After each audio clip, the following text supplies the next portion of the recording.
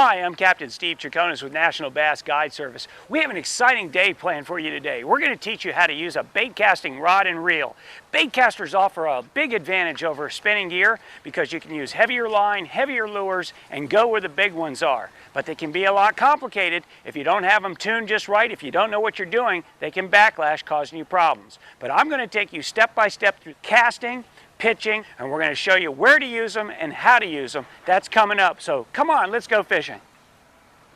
We're going to talk about casting and working with bait casting reels, but before we do, you really need to know about the anatomy of one. One of the neatest things about bait casting reels is that they're designed to fit in the palm of your hand. This can give you some leverage and also give you the ability to work baits a little bit easier. So a lot of guys prefer this on the pro tours.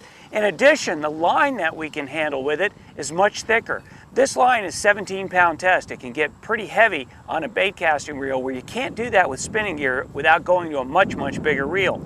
In addition to that, a lot of the rods that come with bait casting reels can be heavier. That allows you to throw heavier baits like big spinner baits, big jigs, heavy duty stuff, even longer rods than you can normally get with spinning reels. So right off the bat, physically, they have a big advantage. Now, how do they work?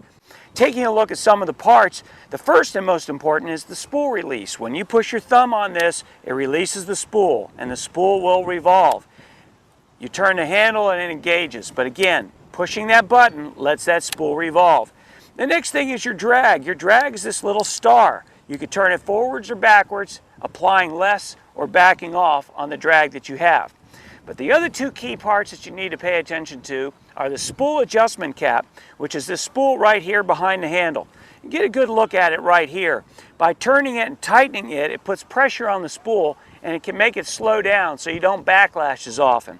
The other key is being able to set the centrifugal brakes. By setting the centrifugal brakes, you remove the cover, and it usually, on each reel it's a little bit different. On this one it unscrews.